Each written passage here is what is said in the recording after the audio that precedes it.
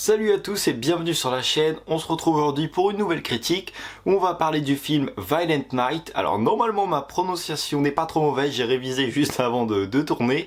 Un film qui a été réalisé par Tommy Wirkola. Le film va durer aux alentours des 1h52 et l'acteur principal, le film est porté par David Harbour. Alors porté, il y a d'autres acteurs connus dedans, mais voilà, c'est lui vraiment qui a le rôle principal, qui va jouer Santa, le Père Noël. David Harbour avait été découvert dans la série Stranger Things, si je dis pas de bêtises. Alors personnellement, moi j'ai pas vu cette série, j'en ai juste entendu parler. Moi je l'ai découvert dans Black Widow la première fois quand il joue Red Guardian. Donc voilà, un acteur que j'avais pas mal apprécié. Bon, contrairement à d'habitude, je vais essayer de te faire une première partie sans critique, sans spoiler, pardon, pour essayer de te donner un petit avis. Comme ça, si t'as pas vu le film, eh ben tu pourras aller le découvrir sans que je t'ai spoilé. Et puis quand on passera au spoiler, je mettrai un petit message juste ici. Donc voilà. On va résumer un tout petit peu l'histoire avant de passer, de te dire ce que j'en pense un petit peu. Donc, on va voir le Père Noël qui n'a plus vraiment envie de faire ça parce que, bah voilà, les enfants ne croient plus forcément en lui ou les enfants sont ingrats. Dès qu'ils ont eu leur cadeau, veulent déjà la suite. C'est lui qui va t'apprendre ça. Et en parallèle, tu vas voir une famille riche qui va se préparer à fêter Noël et qui va être pris en otage.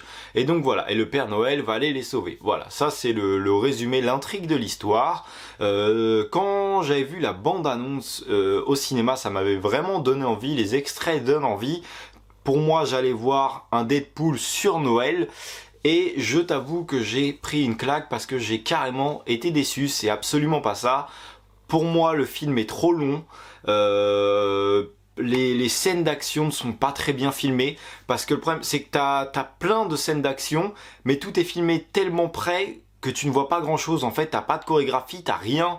T'as des choses intéressantes mais le combat en lui-même ne l'est pas. Alors après, par contre, le seul truc qu'on peut pas lui reprocher à ce film, c'est que en français, le titre du film c'est La Nuit Violente. Et alors ça, je te confirme, le film est violent, même très violent. Alors personnellement, moi ça m'a pas plus choqué que ça, mais voilà, c'est pas un film qu'il faut aller voir avec tes enfants ou si t'es une âme sensible, je te conseille pas d'aller voir ce film. Mais voilà, le seul truc qu'on peut pas lui enlever, c'est que ce film est violent, donc il va vraiment répondre au titre qu'on lui a donné. Mais sinon, pour le reste, j'ai été très déçu. Donc comme je l'ai dit, pour les scènes de combat, t'as quelques trucs sympas. Ce qui va être sympa, c'est qu'on va vraiment utiliser le décor.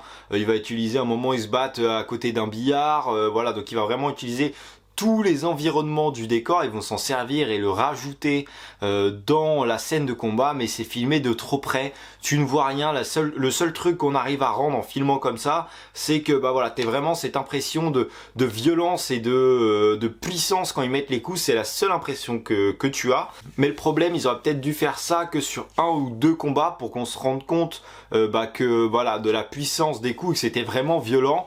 Mais le reste, filmez d'un peu plus loin, faites-nous des chorégraphies, faites-nous quelque chose d'intéressant, de beau visuellement, voilà, ou des petits trucs assez marrants à voir.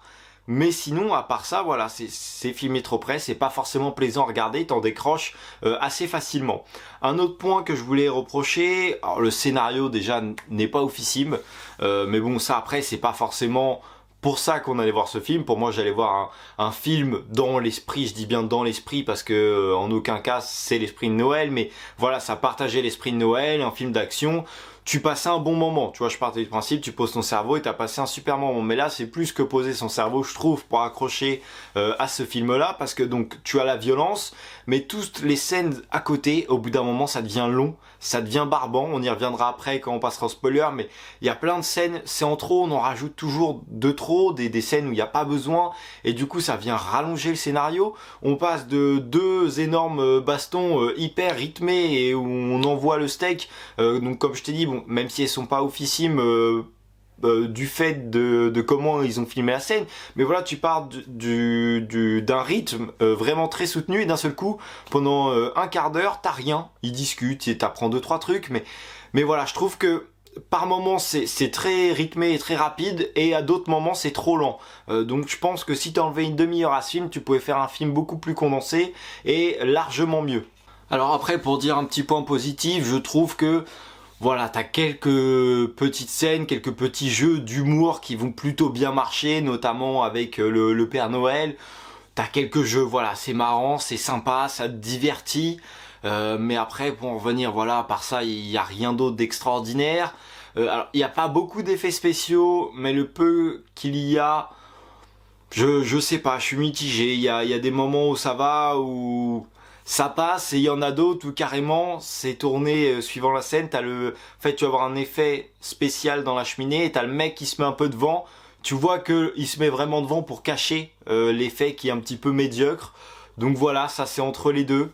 Tu vas quand même avoir une petite intrigue aussi, t'as on va pas dire un problème, mais quelque chose qu'on te pose au début et qui va quand même être réglé à la fin.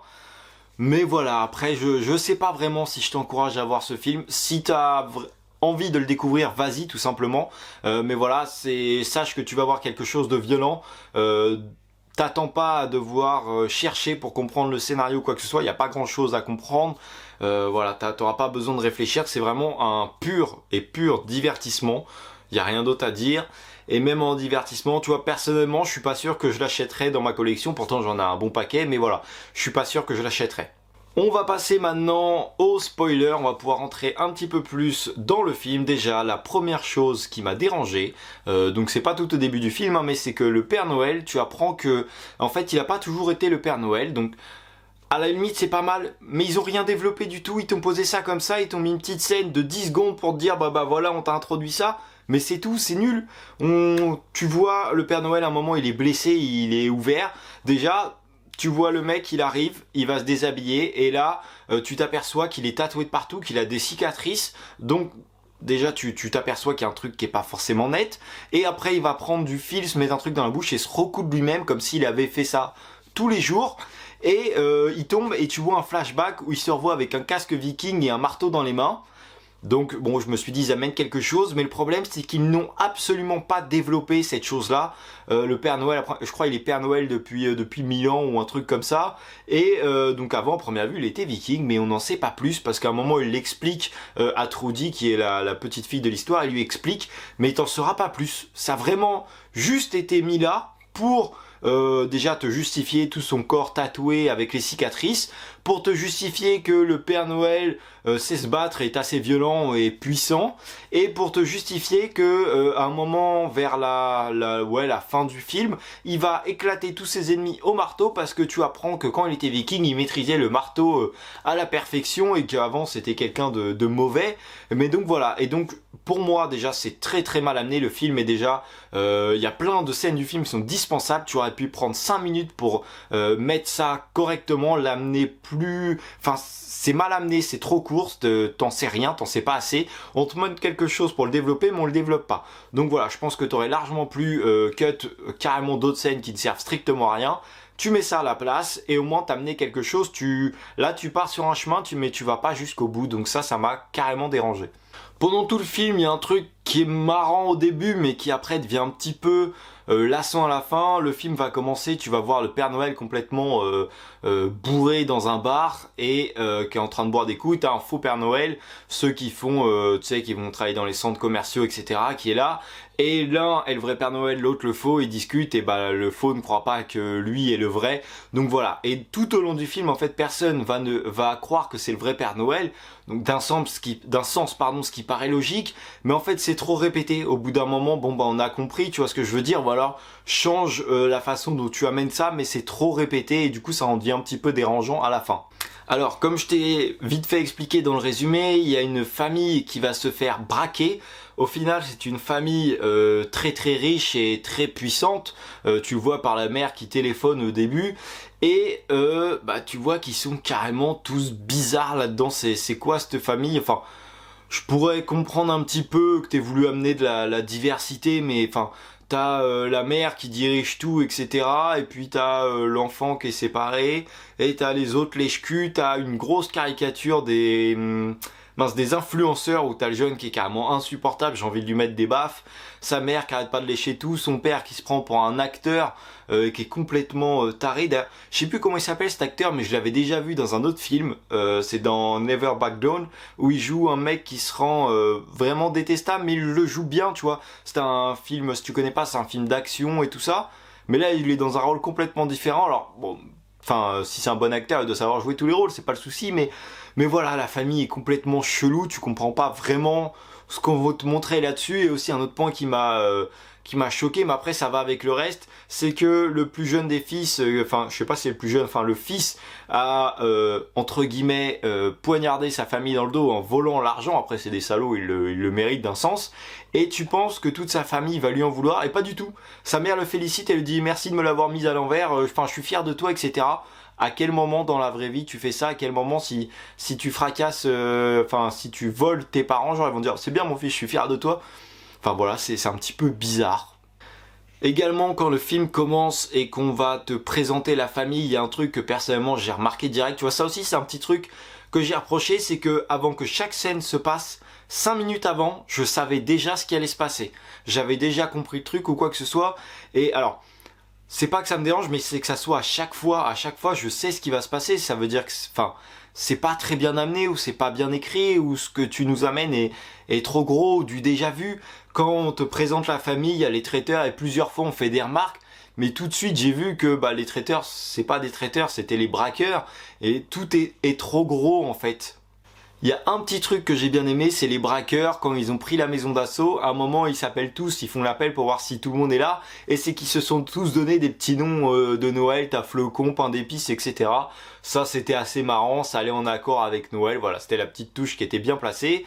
Par contre, un autre point qui m'a dérangé, parce que je suis tout seul, les braqueurs ont pris la maison et la famille qui est riche et puissante était protégée par plein de gardes du corps, voilà, des gens qui sont censés être entraînés pour ça, qui sont spécialistes. À première vue, c'est la famille la mieux protégée, alors je sais plus où ils étaient, d'Angleterre, mais ils se sont fait maîtriser à une vitesse, il n'y a eu aucune résistance, aucune opposition, rien du tout. Donc les mecs sont censés être des gardes du corps, la pointure de la pointure, et l'autre il prend une tarte, hop c'est bon, au tapis, zéro résistance. Je pense qu'ils auraient pu opposer au moins une petite scène de combat, vu le nombre de scènes de combat qu'on a eu.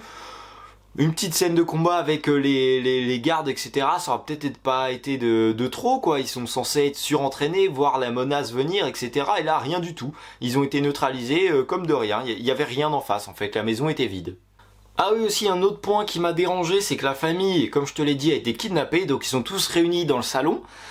Tu vois que quand les kidnappeurs interagissent avec les kidnappés, voilà, il y a de la frayeur, il y a de la crainte, mais alors dès que on fait un moment, il y a un mec, le lutin, lui, il me faisait rire, qui faisait partie des braqueurs, qui était complètement barge, il est complètement taré, et voilà, lui il était marrant. Et il leur dit bah vous allez vous offrir vos cadeaux, etc. Mais un petit peu dans la peur. Et d'un seul coup, t'as l'impression qu'il n'y a plus de braqueurs. Ceux qui sont censés être kidnappés sont censés craindre de mourir, etc. Ils n'ont plus peur. Il n'y a plus aucune once de frayeur dans leurs yeux. Tout va bien, ils se font leurs cadeaux comme si de rien n'était, comme si tout allait bien. Ben non en fait, s'il y a un braquage, bah tu continues jusqu'au braquage à la fin. Tu les fais pas aller bien d'un seul coup et après ça va plus, après ça va bien, parce que ça a été ça pendant plusieurs scènes du film. Tu les vois kidnapper, ils ont peur, ils ont plus peur, ils ont peur, ils ont plus peur. C'est que ça, donc si tu fais une idée, s'ils se sont fait braquer, ils se sont fait braquer. Je connais personne qui se fait braquer, qui sourit, qui rigole, qui va se faire les cadeaux de Noël personnellement. Il y a également une autre scène que j'ai pas compris, et oui, encore, le Père Noël se fait choper, il est ligoté à une chaise, il y en a 3 qui sont en train de l'interroger, lui il leur dit que c'est le Père Noël, personne n'y croit, etc.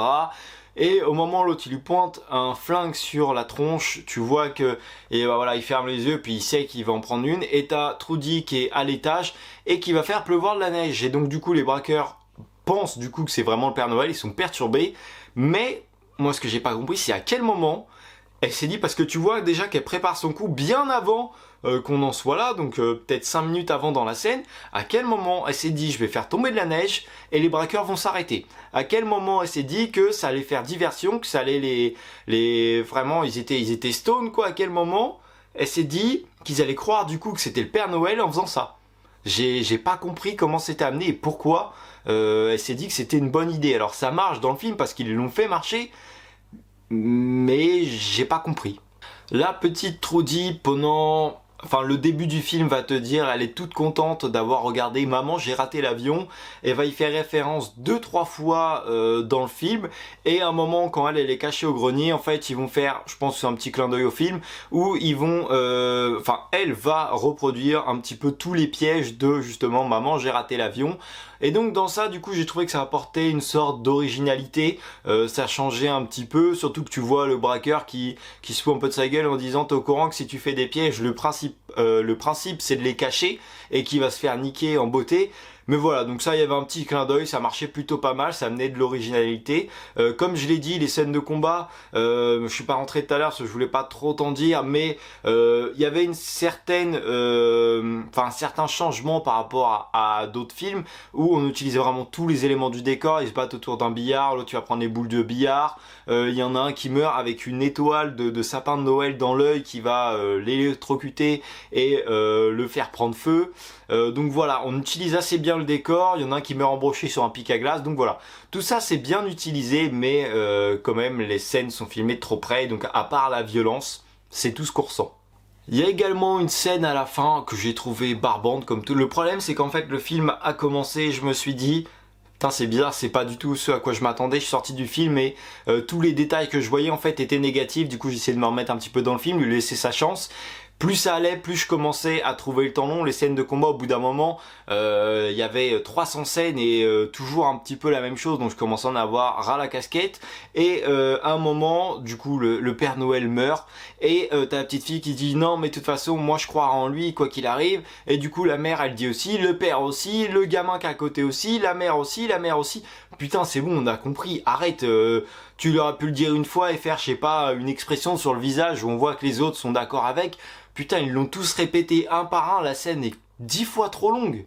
Bon, on va faire un petit résumé avant de se quitter. Les choses que j'ai pas aimées, bah il y en a beaucoup, déjà tu l'as vu, mais on n'a pas du tout développé l'histoire du Père Noël. Alors qu'on ne l'ait pas développé, si on n'avait pas commencé à le faire, ça m'aurait pas dérangé. Mais on a commencé à le faire, on te parle que c'était un viking ou je sais pas quoi, et au final t'en sais pas plus, tu sais pas comment il est devenu Père Noël, parce que justement ça c'est pareil aussi, il dit qu'il n'a pas toujours été le Père Noël, ok pas de souci, mais comment t'en es arrivé là? Donc voilà, on n'a pas développé ça, ça m'a dérangé. J'ai trouvé le film un petit peu trop long parce qu'il y avait des scènes vraiment dispensables, des scènes où on commençait à s'ennuyer. Je vais pas dire trop de scènes de combat, mais le problème c'est que comme elles étaient pas forcément divertissantes, au bout d'un moment, bah tu trouves ça long, c'est filmé de trop près. Le seul truc qu'on peut pas lui enlever, c'est que dans le titre du film, tu as violent. Oui, le film est violent, même très violent, on peut dire. Hein. Tu vois, pour une fois, la violence est appuyée par du sang. C'est pas comme dans certains films où l'autre il se fait exploser la tronche et il a à peine un petit bleu sur le visage. Donc voilà, c'est violent, t'as du sang, mais à part ça, t'as rien d'extraordinaire. Le scénario, déjà de base, n'est pas officiel, mais après, c'est pas forcément ce qu'on lui demandait. Mais même ça, il est pas très très bon. Les acteurs sont, je vais pas dire ils sont mauvais parce que tu t'arrives à les détester. Donc d'un sens, ils jouent pas trop mal. Mais voilà, ce film n'est pas extraordinaire. Je te conseillerais. Enfin, je vais pas te dire de pas aller le voir. Si t'as vraiment envie de le découvrir ou quoi que ce soit, vas-y. Mais en tout cas, c'est pas forcément un film qui moi m'a plus que ça et m'a plus marqué. Donc voilà, c'est tout pour aujourd'hui, pour cette petite critique. N'hésite pas à mettre un like à la vidéo, à t'abonner à la chaîne. Oublie pas de me mettre en commentaire si tu as vu le film, est-ce qu'il t'a plu ou pas, me donner ton avis s'il est différent du mien. N'hésite pas à me suivre sur Instagram, tu auras le lien juste après dans la petite outro. Je suis pas très actif, mais je vais essayer de l'être un petit peu plus. Et puis sur ce, bah moi je te dis à la prochaine pour une nouvelle vidéo. Salut!